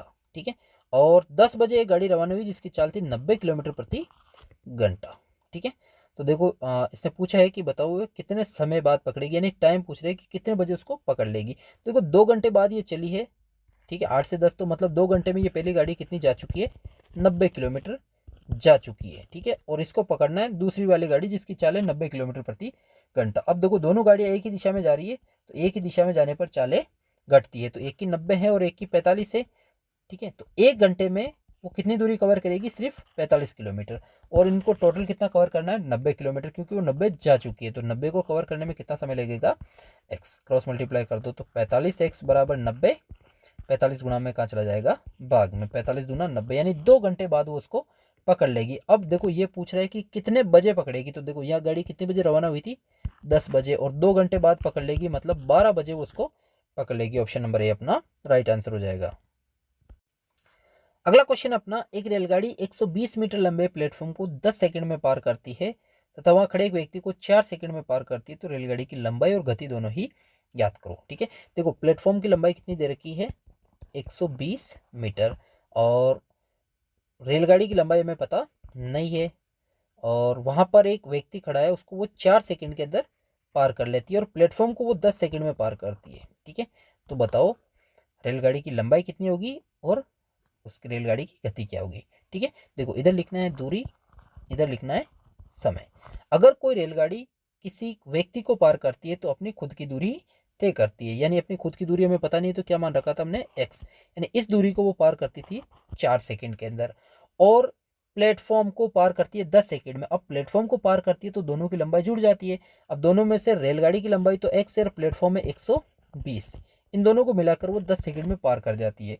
तो बताओ यहाँ से हम रेलगाड़ी की लंबाई निकाल सकते हैं, इसको क्रॉस मल्टीप्लाई कर दो तो ये हो जाएगा अपने पास 10x बराबर 4x प्लस 12 चौक 48, 0 का 0, एक्स एक्स एक तरफ कर दो, ये हो जाएगा 10x माइनस 4x बराबर 480। 10x में से 4x गया तो 6x बराबर 480 और 6 गुणा में भाग में चला जाएगा, 6 8 50, 0 का 0, यानी रेलगाड़ी की लंबाई कितनी आई 80 मीटर। अब हमें चाल भी निकालनी है।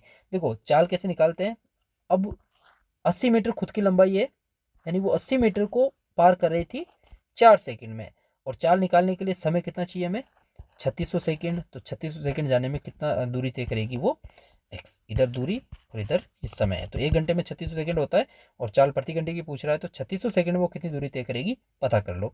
ये हो जाएगा 4x बराबर 3600 गुणा 80 और 4 गुणा में भाग में चला जाएगा, 4 दूना 8, 0 का 0, 36 दूना 72, 3 0 का 3 0, ये 72,000 मीटर है, इसके 3 0 हटा दो, किलोमीटर में कितना आएगा 72 किलोमीटर प्रति घंटा, यानी ए ऑप्शन राइट होगा कि 80 मीटर तो रेलगाड़ी की लंबाई है और 72 किलोमीटर प्रति घंटा उसकी चाल है।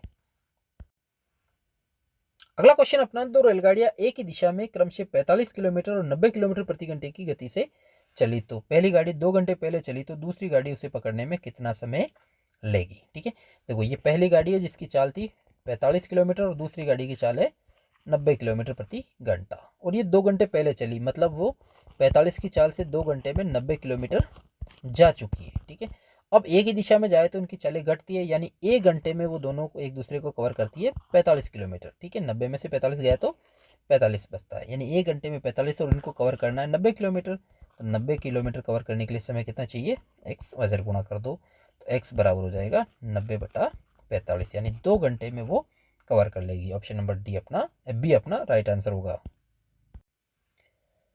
अगला क्वेश्चन अपना, एक नाव नदी के बहाव की दिशा में 4 घंटे में 60 किलोमीटर जाती है, यदि नाव की चाल नदी की चाल से दुगनी है तो बताओ नदी के बहाव के विपरीत दिशा में नाव 2 घंटे में कितनी दूरी जाएगी। ठीक है, देखो शांत जल में जो नाव की चाल होती है उसको हम मान लेते हैं ए। ठीक है, नाव की चाल, और जो धारा की चाल है उसको मान लेते हैं हम बी। ठीक है, अब देखो इसने कहा कि नदी के बहाव की दिशा में, यानी धारा की दिशा के अंदर जो नाव की चाल है वो होती है ए प्लस बी, और वो बराबर है, देखो 4 घंटे में अगर एक 60 किलोमीटर जा रही है तो 1 घंटे में कितना जाएगी 15, यानी ए प्लस बी बराबर है 15। और इसने कहा कि जो नाव की चाल है वो नदी की चाल से दुगनी है। ठीक है, नदी की चाल से दुगनी नाव की चाल है, तो देखो अगर हम धारा की चाल को x मानते हैं तो नाव की चाल क्या हो जाएगी 2x। ठीक है, और इन दोनों को जोड़ने पर कितना आता है अपने पास यहाँ 15, तो ये 2x प्लस x बराबर है 15, तो यहाँ से x की वैल्यू निकल जाएगी, तो 2x और x होता है 3x बराबर 15, 3 गुणा में भाग में चला जाएगा और x का मान कितना आया 5। अब देखो x हमने इसको माना था, मतलब धारा की चाल क्या है 5 और इसका दुगुना यानी नाव की चाल होगी 10 किलोमीटर प्रति घंटा और धारा की चाल है 5 किलोमीटर प्रति घंटा। अब ये पूछ रहा हमसे कि धारा के विपरीत दिशा में नाव 2 घंटे में कितनी दूर जाएगी। तो देखो धारा के विपरीत दिशा में अगर नाव की चाल निकालनी है तो ये होता है ए माइनस बी। ठीक है, धारा के विपरीत दिशा में होता है ए माइनस बी, तो ए है अपने पास 10 और माइनस बी है 5, तो 10 में से 5 गया तो 5 किलोमीटर प्रति घंटा उसकी धारा के विपरीत दिशा में चाल होगी। लेकिन ये पूछ रहा है 2 घंटे में कितना जाएगी, तो अगर 5 किलोमीटर प्रति घंटे का मतलब है कि 1 घंटे में 5 जा रही है तो 2 में कितना जाएगी वो 10 किलोमीटर। ऑप्शन नंबर सी अपना राइट आंसर हो जाएगा।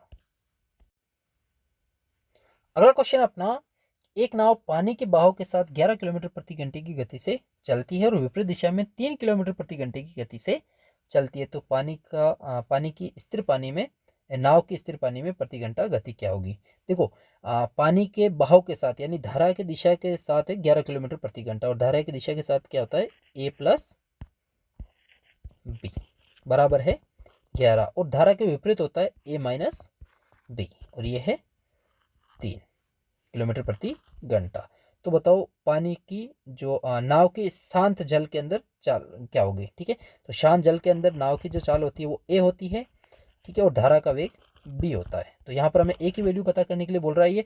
तो अगर ए प्लस बी बराबर 11 हो और ए माइनस बी बराबर 3 हो, तो यहाँ से हम ए का मान निकाल सकते हैं। देखो ये प्लस का बी और माइनस का बी कट गया, ए और ए, 2a बराबर है 11 और 3 14, 2 गुणा में भाग में चला जाएगा, तो ए का मान कितना आया 7। यानी पानी की जो स्थिर पानी में या शांत जल में नाव की चाल क्या हो जाएगी 7 किलोमीटर प्रति घंटा। ऑप्शन नंबर डी अपना राइट आंसर होगा। अगला क्वेश्चन अपना, 3 वर्ष पहले 5 सदस्यों के एक परिवार की औसत आयु 17 वर्ष थी। एक बच्चे के पैदा होने के बाद परिवार की औसत आयु वही है, तो बच्चे की आयु कितनी होगी। देखो कितने साल पहले की बात कर रहा है, 3 वर्ष पहले की। ठीक है, 3 वर्ष पहले सदस्य कितने थे 5 और औसत कितना था इनका 17, तो इनकी कुल उम्र कितनी हो जाएगी 17 को 5 से गुणा कर दो, 17 पंजे 85। ठीक है, ये 3 साल पहले की है। अब अगर वर्तमान में आते हैं तो वर्तमान में क्या होगा, तीनों के अंदर 3-3 साल जुड़ेगी, तो ये औसत के अंदर 3 साल जोड़ दो तो हम वर्तमान में पहुंच जाएंगे। यानी आज वो 5 सदस्य की औसत आयु कितनी हो जाएगी 20, तो उन 5 सदस्यों की कुल आयु कितनी हो जाएगी 20 पंजे 100। ये जो 5 सदस्य की औसत आयु के हिसाब से कुल आयु है। अब इसने कहा कि एक बच्चा हो गया, तो अब सदस्य कितने बढ़ गए 1, तो सदस्य हो गए 6।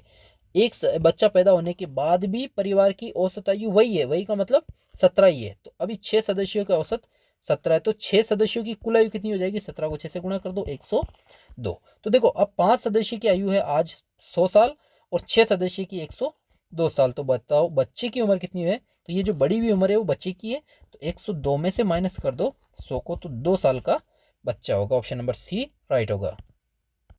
अगला क्वेश्चन अपना कि 30 बैलों और 50 भैंसों का कुल मूल्य 42,000 है। यदि एक बैल का औसत मूल्य 600 रुपये है तो भैंस का मूल्य क्या होगा। ठीक है, देखो 30 बैल को मान लेते हैं ए प्लस 50 भैंस को मान लेते हैं बी बराबर है 42,000। ठीक है, अब इसने कहा कि एक बैल 600 रुपये का, तो जहां पर बैल है वहां पर 600 लिख दो। ठीक है, अब ए माना हमने बैलों को, तो ये हो जाएगा 330 गुणा 600 प्लस 50 बी बराबर है 42,000।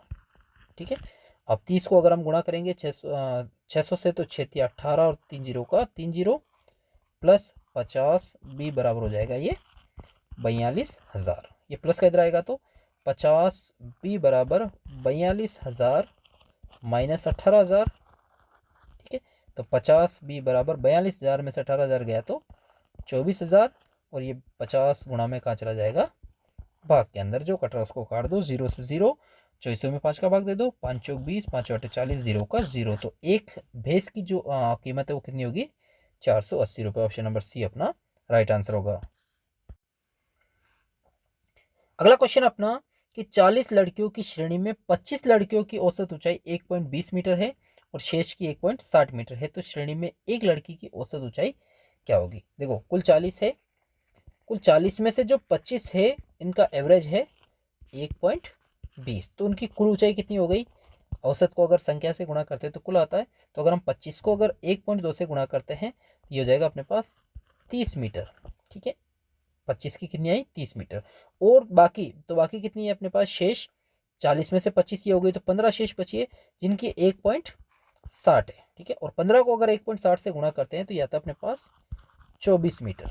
ठीक है, तो देखो सभी कितनी हो गई 40 और सभी की जो कुल ऊंचाई है वो है 54 मीटर। तो बताओ एक की ऊंचाई कितनी होगी, यानी औसत ऊंचाई निकालनी है, तो औसत होता है राशियों का योग बटा राशियों की संख्या। तो इनकी कुल ऊंचाई है 54 मीटर और कुल है 40 छात्र है, तो बताओ इनका औसत क्या होगा। देखो ये कट रहा है, इसको काट सकते हैं 27 बटा 20, और 27 में 20 का भाग नहीं जाता है तो दे दो 27 भाजक 20।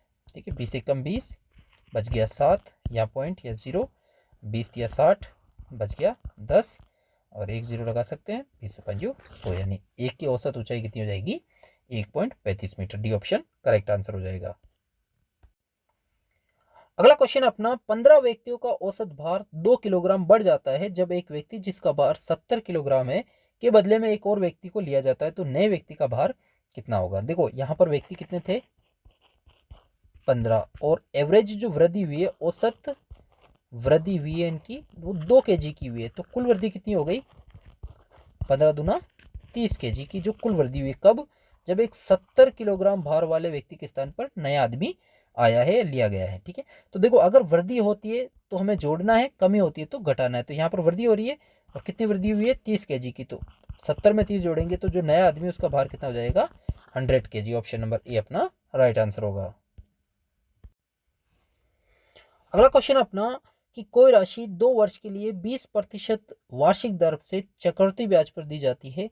यदि ब्याज अर्धवार्षिक लगाया जाए तो उसको 482 रुपये ज़्यादा मिलते हैं, तो वह राशि कितनी है? ठीक है, देखो वो राशि नहीं दे रखी हमें, और पहले उसको दिया था उसने 2 वर्ष के लिए 20% की चक्रवृद्धि ब्याज पर, लेकिन बाद में जो उसी धन को उसने अर्धवार्षिक शर्त पर भी दिया, तो दोनों का जो अंतर है वो कितना आया?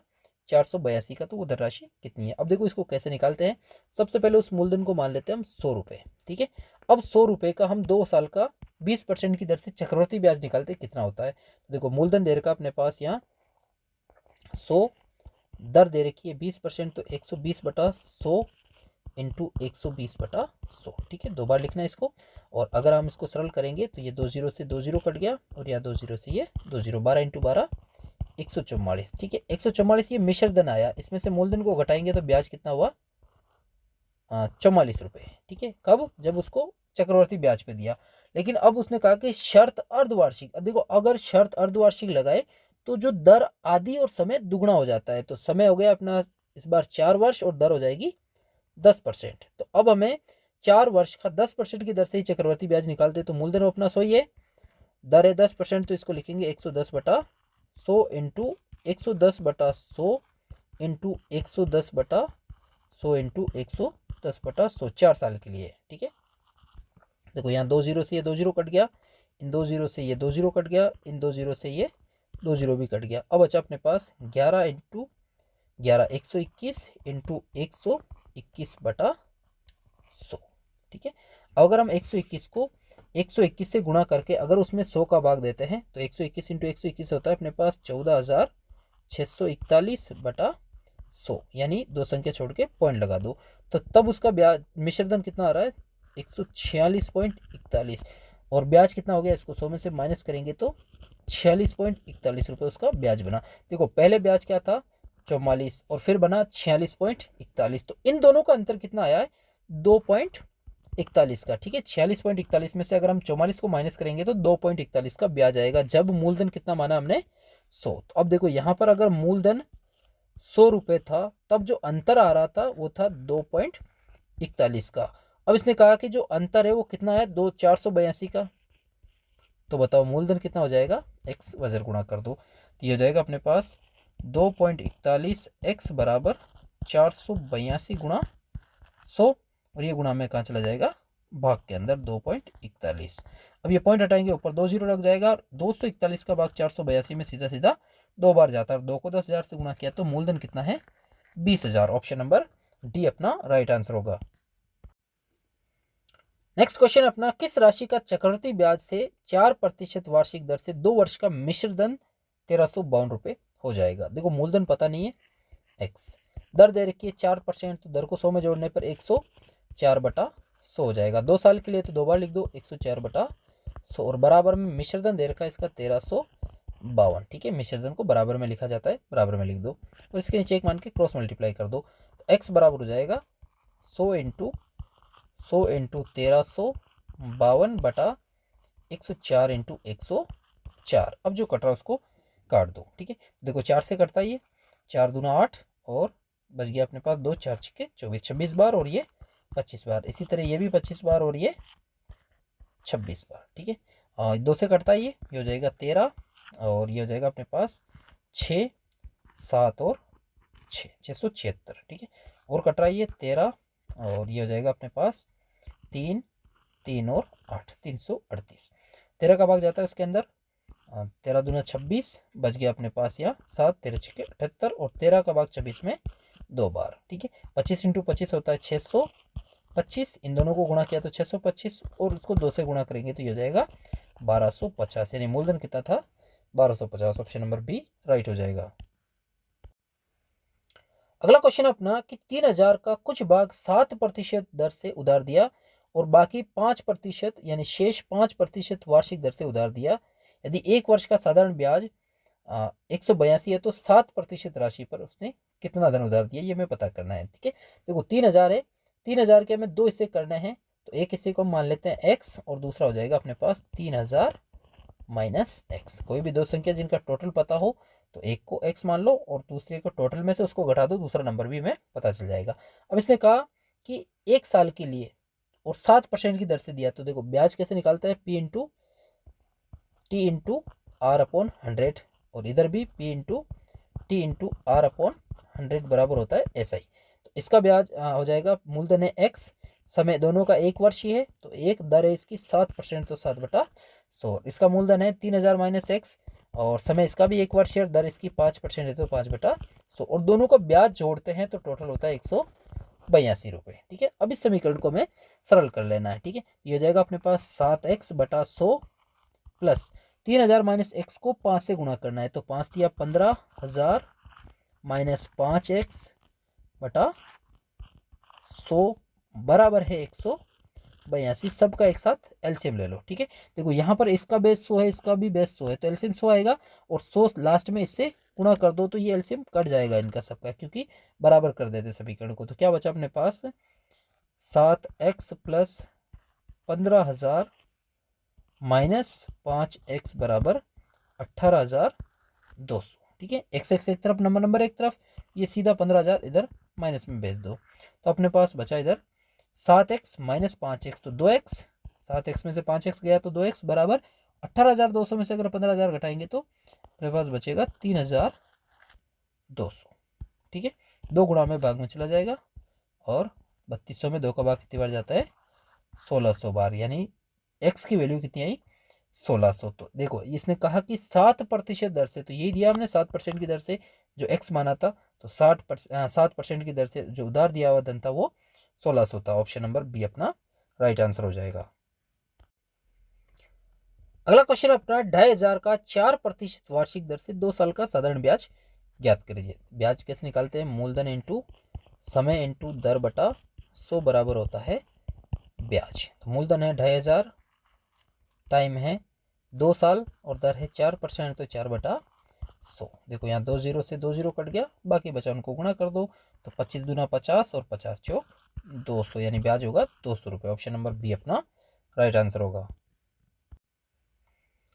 ये भी सिंपल क्वेश्चन है कि 3000 का 7.5% दर से 2 साल का ब्याज क्या होगा। तो मूलधन है 3000, दर दे रखी है, समय दे रखा है 2 वर्ष, दर है 7.5/100। ठीक है, पॉइंट हटाएंगे 0, 3 0 से 3 0 कट गया, बाकी गुणा बचा उनको गुणा कर दो, तो 75 दूना 150 होता है, और 150 को 3 से गुणा किया तो 450 रुपये इसका ब्याज होगा। बी ऑप्शन राइट हो जाएगा। अगला क्वेश्चन अपना कि 500 रुपये 3% वार्षिक दर पर और 400 रुपये 4% वार्षिक दर पर 1 वर्ष के लिए उधार दिए, तो दोनों के ब्याज का अंतर क्या होगा। तो देखो 500 रुपये को इसने 1 साल के लिए 3% की दर से उधार दिया, तो इसका ब्याज ये हो जाएगा। ठीक है, और 400 रुपये को 1 साल के लिए ही इसने 4% की दर से दिया, तो इसका ब्याज ये हो जाएगा। दोनों के ब्याज का अंतर पूछ रहा है ये। तो देखो 2 0 से 2 0 कट गया, यहाँ भी 2 0 से ये 2 0 कट गया, 5 दिया 15 और 4 चौक 16। ठीक है, तो दोनों के ब्याज का अंतर कितना आ रहा है, 1 रुपये का। Option number C right answer होगा।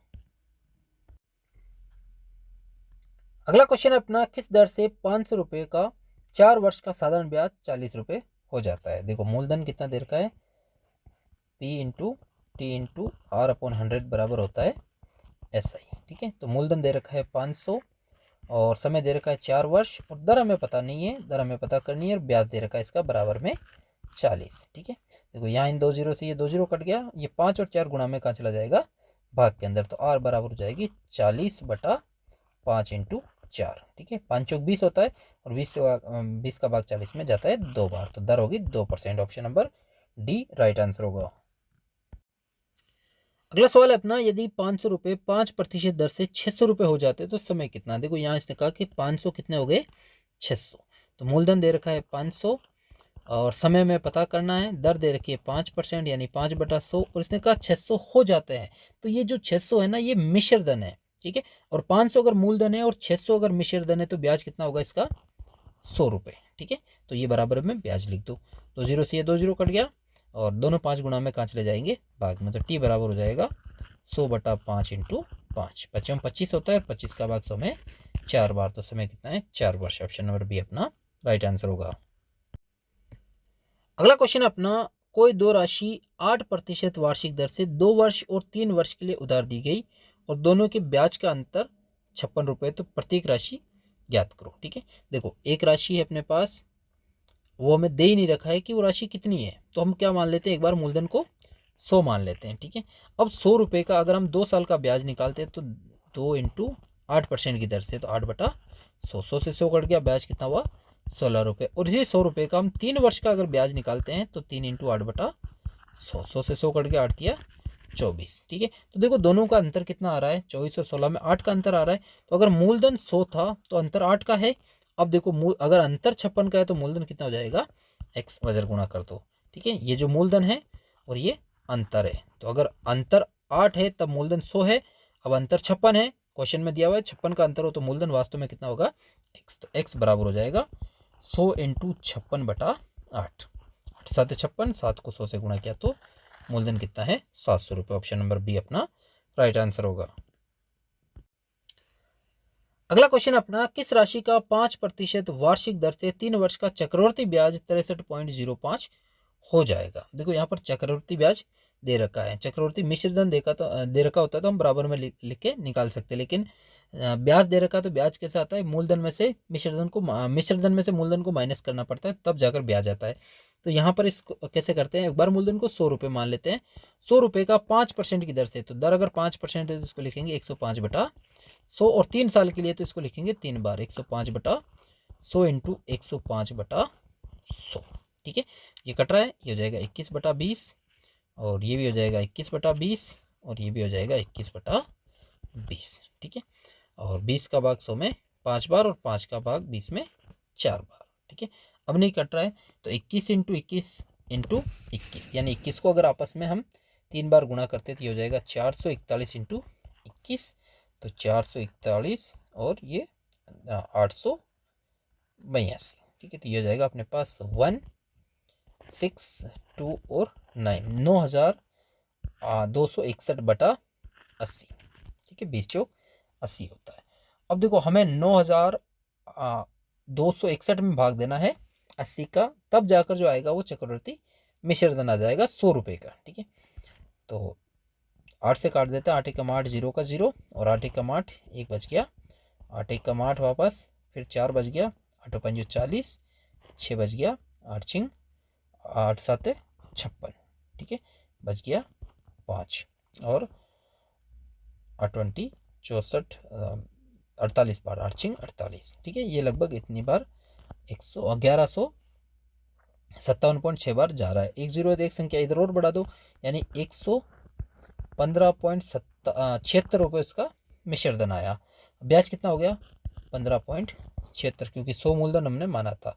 अब देखो 100 रुपये अगर मूलधन था तो उसका चक्रवर्ती ब्याज था 15.76, तो बताओ अगर मूलधन ब्याज है अपने पास 63.05, तो मूलधन कितना होगा x वजर गुणा कर दो, ये हो जाएगा अपने पास 100 गुणा 63.05/15.76। ठीक है, तो देखो यहाँ पर अगर हम इसको लगभग में 14 मान लेते हैं, 64 मान लेते हैं, और यहाँ लगभग में हम अगर इसको 16 मान लेते हैं तो 16 का भाग सीधा सीधा इसमें 4 बार जाता है, और 100 को 4 से गुणा किया तो 400 रुपये उसका मूलधन हो जाएगा। ऑप्शन नंबर बी अपना राइट आंसर होगा।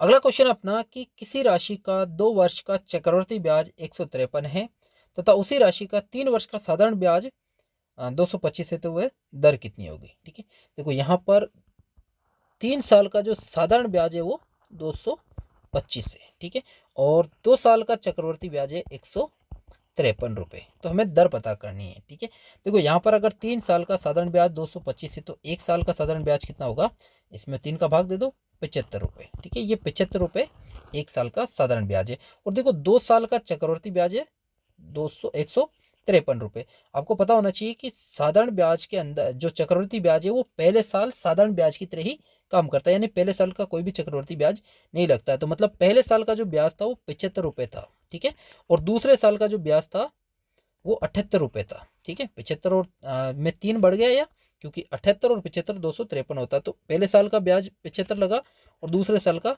78, मतलब इस 75 रुपये का चक्रवृद्धि ब्याज का मतलब होता है ब्याज का भी ब्याज लगना, यानी इस 75 रुपये का कितने रुपये ब्याज लगा, 75 का 78 हो गया, मतलब 3 रुपये ब्याज लगा ये किसका, 75 रुपये का। तो देखो अगर मूलधन को हम मान लेते हैं 75 और इसका जो ब्याज है ऐसा ही है वो है 3, और समय कितना था 1 वर्ष का, तो बताओ इसकी दर क्या होगी, ये दर हम यहाँ से निकाल सकते हैं। ठीक है, देखो यहाँ पर P into T into R upon 100 बराबर होता है ऐसा ही साधारण ब्याज में। ठीक है, तो मूलधन है 75 और टाइम है 1 वर्ष, दर हमें पता नहीं है आर अपॉन 100 और ब्याज है इसका 3। अगर इसको हम क्रॉस मल्टीप्लाई करते हैं तो आर बराबर हो जाता है 100 इंटू 3 बटा 75। ठीक है, और 3 का भाग 75 में 25 बार और 25 चौक 100, यानी दर कितनी हो जाएगी 4%। यानी इसके जो धनराशि है जो जिसका 2 साल में चक्रवृद्धि ब्याज 153 होता है और 3 साल में साधारण ब्याज 225 होता है, उसकी दर 4% होगी। ऑप्शन नंबर ए अपना राइट आंसर हो जाएगा। और अगला सवाल वही सेम है, बस इसमें यहाँ पर इसने मूलधन पूछा है कि मूलधन कितना होगा। तो देखो अपने पास पी पता नहीं है, टाइम देखो इस सवाल से हम यहाँ साधारण ब्याज से करते हैं तो 3 साल के लिए। ठीक है, दर कितनी आई थी पिछली बार किया था हमने 4%, और इसका जो एस आई है वो कितना हो रहा है साधारण ब्याज 225। तो यहाँ से हम मूलधन निकाल सकते हैं, P into T into R upon 100 बराबर होता है एस आई। ठीक है, तो मूलधन हो गया अपने पास, अब मालूम नहीं है, टाइम 3 साल का है, दर 4% है तो 4/100 और ब्याज है इसका 225। इसको क्रॉस मल्टीप्लाई कर दो तो P बराबर हो जाएगा 100 इंटू 225 बटा 3 गुणा 4। अब जो कट रहा है उसको काट दो तो सीधा सीधा देखो 4 का भाग तो 100 में 25 बार जाता है और 3 का भाग 225 में 75 बार जाता है। ठीक है, और 75 को गुणा करते हैं 25 से। ठीक है, तो 75 25 पंजे 125 का 5 हासिल का 12 और 25 7 175 और 12 187, तो 1875 रुपये उसका मूलधन हो जाएगा। ऑप्शन नंबर सी अपना राइट आंसर होगा।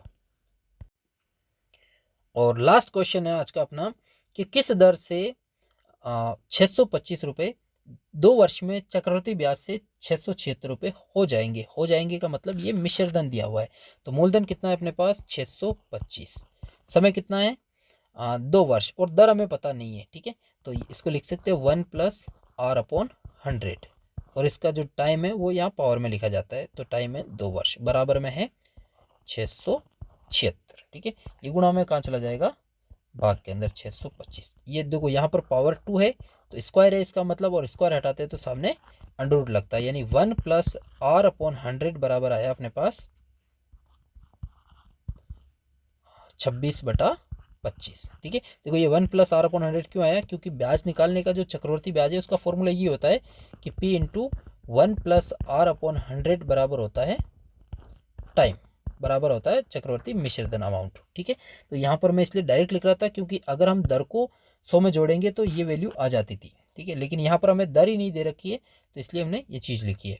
अब 1 + R/100 बराबर है 26/25, इसके नीचे कुछ नहीं तो 1 मान लो और सबका एक साथ एलसीएम ले लो, तो 125 का एलसीएम होता है 100, 1 का 100 में 100 बार, 100 को 1 से गुणा किया तो 100 + 100 का 1 बार, 1 को R से गुणा किया तो R बराबर 25 का 4 बार और 4 को 26 से गुणा किया तो 104, सबका एक साथ एलसीएम लिया कट गया, ये 100 प्लस का इधर आएगा तो R बराबर हो जाएगा 104 - 100, तो R हो जाएगी इसकी 104 में से 100 गया तो 4% दर हो जाएगी। ऑप्शन नंबर बी अपना राइट आंसर हो जाएगा। तो आज के वीडियो में इतना ही।